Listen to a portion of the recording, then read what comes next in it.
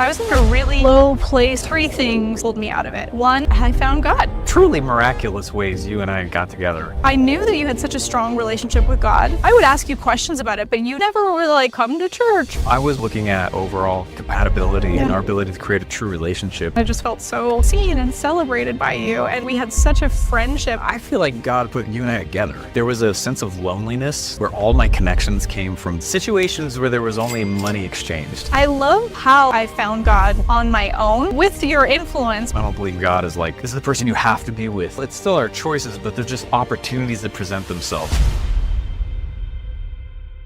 I was in like a really low place at the beginning of this year, and I felt like nothing was going right. I was like dragging my face against the pavement, and there were 3 things that pulled me out of it. 1 was I started working out again. And these are like really simple things, but like I have to remember that they're really simple things. 1 was I started working out again. 1 was this book called Happy Pocket Full of Money. Love that book. Flip to any page and like the message you need for the day is there.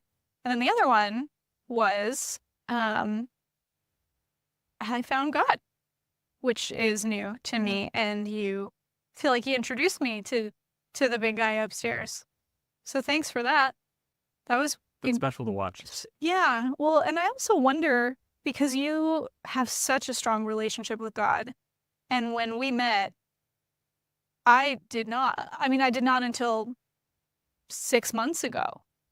And trying to say, like, it wasn't a deal breaker for you. I get what you're going with. Why was that something you were like, I will still be with her even though we have very different religious, spiritual beliefs? Like, I think we're both spiritual, but to me, the equivalent of God was like Santa Claus. It's like this big guy that can somehow see me all the time, and if I'm good, I get presents. Sure. It's a great analogy. I don't mean to sound naive in saying that, but just I did not grow up going to church. I had friends that did, but I didn't understand it at all. And so I shouldn't have exposure to it. I mean, I feel like God put you and I together. Because you remember, like, at the beginning. Oh, crazy ways. Like, now looking back, there's no explanation for how this all happened. Very, very rare. Rare. How many times can we say rare in this podcast? Rare, I'm going to take a shot of milk every time we say that. Yeah. Milk? No, it's rare. No one does that. No, I remember, though, that when I was going through, like, my divorce, a super, super deep, tough time for me. And I remember just realizing that there was a sense of loneliness that I was just becoming aware of, where all my connections came from business or a client or situations where there was only money exchanged, Not that you can't have true friends with clients, but that was like the only situation that I had true connection with. And I remember, we were just friends and we were just talking, but I remember saying to you, I think I'm just going to go be like a hermit. Like, I'm not going to do anything. Like, I'm just going to keep doing my craft. I'm going to do it behind closed doors. I'm not going to try to keep getting on stages or doing this, doing any of this stuff anymore. And it was really funny. It was like, I felt God's presence just being like, haha, that's funny. Cute. That's funny. That's like not your purpose at all. And I kind of kicked against it. And I was like, no, this is what I want. This is what I want. I'm just going to stay behind closed doors the rest of my life.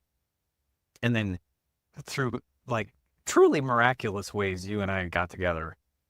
And I'm sure we'll tell that story in full someday. Yeah. But that's when I realized, like, I never had a thought that God had abandoned me through all the crap I was going through. Yeah. Never once. No. Did I ever think that?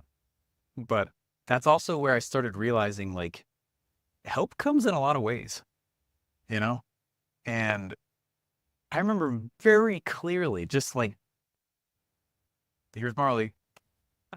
Not that you didn't have choice, and I never said that to you because it'd be weird if you're like, oh, God said they're supposed to be together. Like, that might be a little weird too as well, Did you feel it? No. I did feel that there was an opportunity if we chose it. Okay.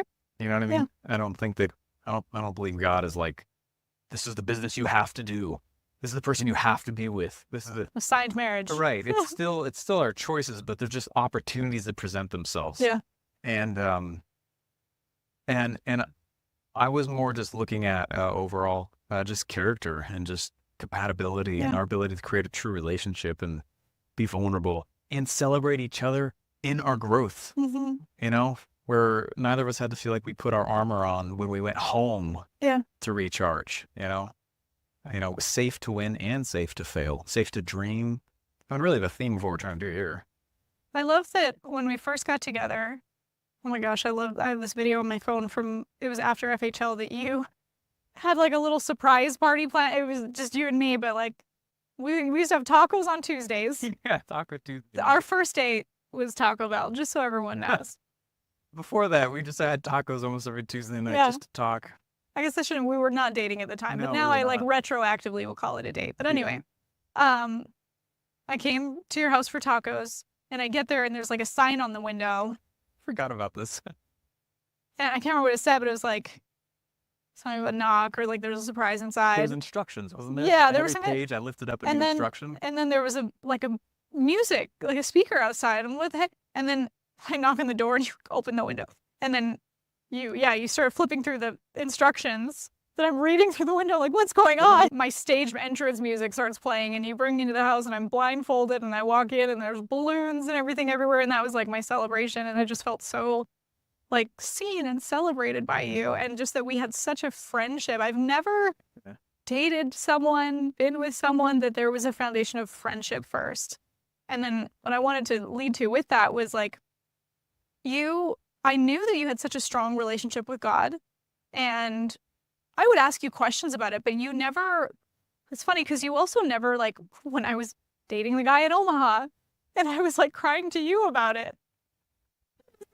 You were such a good friend to me, despite knowing you wanted to be with me, and that he was a dummy. We'll have to talk about this someday. Another one. Yeah. And then also with God, like, I would ask you questions, but also you never were like, come to church or look into this or here's a Bible. And I love how I found God on my own with your influence, but I also felt like this weird, almost like imposter syndrome of like, babe, I get it now, but like, I don't have like the relationship you have got with God, but like, I think God is talking to me now. And I'm like, I get it. And, I'm going to go to Tulsa to go to this church that I really like. Do you want to come with? It's been a really incredible experience. And you've been always a leader without being, how do I word this? You've been a leader without trying to pull me.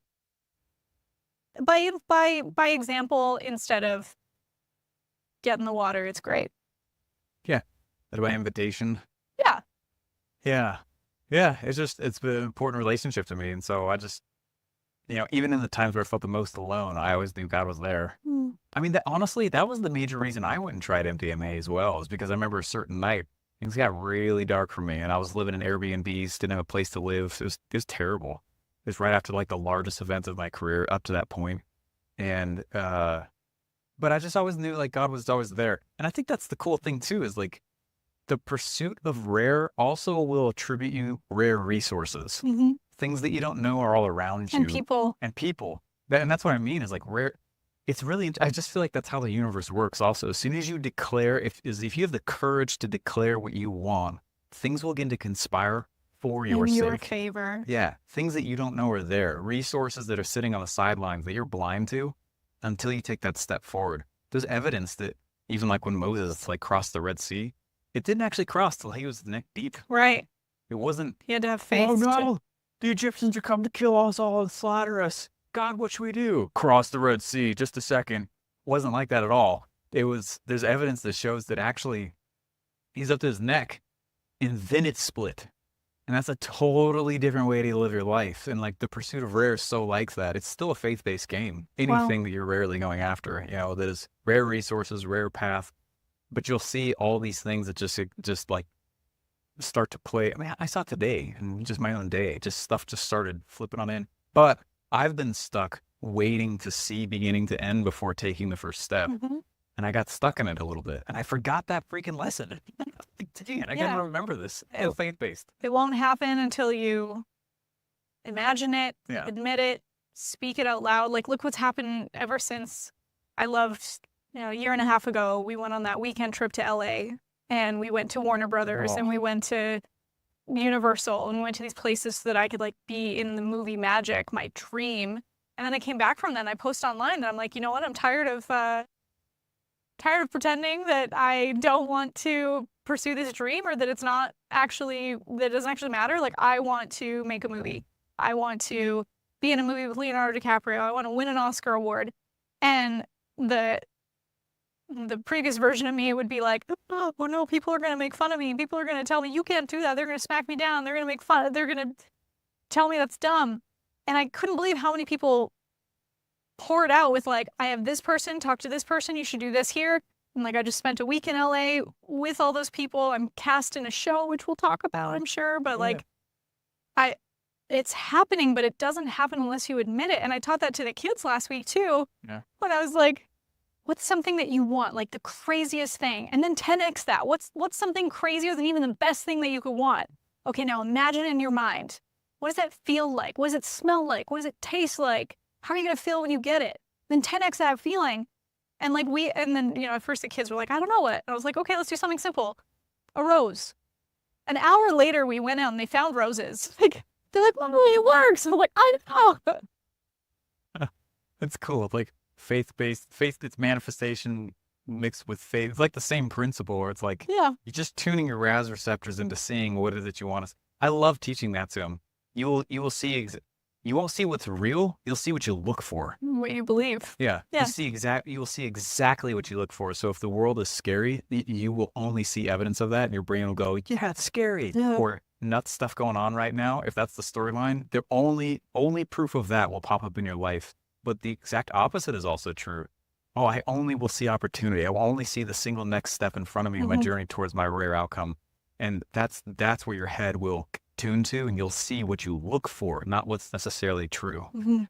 And that's why I think what we're creating with Rare Things, not just the podcast, but the experience, the newsletter, the retreats, the events, the membership site that we have, is a community of people that think like that. Yeah. And we want to bring those rare perspectives together. We want to make it an expectation, a manifesto that being rare is the standard. The standard, you're welcome for it. And it's quite the journey, It's one of those things where I think you have to fall in love with the journey. And you can celebrate milestones along the way, but it just seems like people burn out really quickly when they're only outcome based, because they can't enjoy the fact that, you know what, hey, it's raining today, but oh my gosh, I got this umbrella. You still have fun with it. Yeah. One of the big epiphanies I had recently was that, I was very much feeling burnt out because my sights were set on the top of the mountain. And it's like, I just got to keep going higher instead of deeper. Yeah. Because you can still go deep into the mountain and go up, or you can also just enjoy the view and the experience by just going deeper and having an experience instead of a pursuit. I realized that like scorekeeping in my mind, although there is absolutely room for that, like in business, you need KPIs, you need to, but scorecards. My scorekeeping will keep me surface level and will keep me from enjoying the journey to the top. Yeah, absolutely. So every time I feel this need to scorekeep, it's like scorekeeping is an invitation to go deeper instead of higher. Higher meaning I sometimes would like bypass the enjoyment. Yeah. And there's absolutely ways to do the route without burnout. Burnout's not sexy. Time to get rid of that. Burnout is not sexy, and is honestly keeps you from the pursuit, It's a wrap. Thanks for coming to our episode of Rare Things. Many more to come.